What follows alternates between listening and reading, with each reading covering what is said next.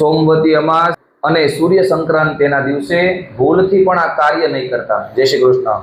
જો તમે અત્યારે આ વિડીયો સ્કીપ કરી રહ્યા છો તો થોભી જજો, કારણ કે આગામી દિવસોમાં આકાશમાં એક એવી દુર્લભ ઘટના બનવા જઈ રહી છે કે જે તમારા આખા જીવનને 180 ડિગ્રી સુધી ફેરવી શકે છે।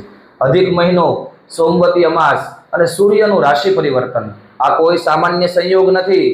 બ્રહ્માંડનું એક એવું ગુપ્ત પોર્ટલ ખુલવા જઈ રહ્યું છે કે જે સદીઓમાં એકાદ વાર જ ખુલતું હોય છે, પણ નાનકડી એવી એક ભૂલ જે બધું જ બરબાદ કરી શકે છે। એ ભૂલને જાણતા પહેલા કોમેન્ટમાં જય શ્રી કૃષ્ણ જરૂરથી લખીએ।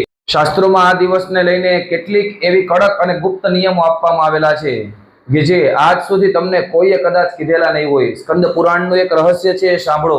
જો આ દિવસે તમે તમારા પલંગ કે ગાદલા પર સુવાની ભૂલ કરો છો તો કુંડલીમાં ગ્રહો એટલા કુપાયમાન થાય છે કે જે હસતું રમતું ઘર પણ તમારું દેવામાં ડૂબાડી દે છે। જો હા, સોમવતી અમાસે પીપળાની પૂજાનું ફળ છે, એ અમૃત જેવું હોય છે, પણ જો ભૂલથી પણ સૂર્યાસ્ત પછી તમે પીપળાના વૃક્ષને સ્પર્શ કરો છો તો તમારા ઘરની અંદર દરિદ્રતાનો વાસ આવી શકે। અને સૌથી મોટું રહસ્ય છે કે આ દિવસે કોઈને પણ બીજાના ઘરનું અન્ન ન જમવું જોઈએ। બીજાના ઘરનું એક પણ વસ્તુ તમારે આ દિવસે ન ખાવું જોઈએ, કારણ કે શાસ્ત્રો કહે છે કે આ મહાસંયોગના દિવસે બીજાના ઘરનું અન્ન ખાવાથી તમારા જે વર્ષોનું પુણ્ય છે એ એમના જીવનની અંદર પણ ચાલ્યું જઈ શકે છે। માટે ખાસ ધ્યાન રાખજો, આ દિવસે માત્ર મૌન રહીને પ્રકૃતિની આ દિવ્ય ઉર્જાનો સાચો લાભ ઉઠાવો અને બને એટલા ઓમ નમો ભગવતે વાસુદેવાયના જપ કરો। આ માહિતી તમારા પરિવાર સુધી શેર કરી આવી જ માહિતી માટે અત્યારે જ અમને ફોલો કરો। જય શ્રી કૃષ્ણ।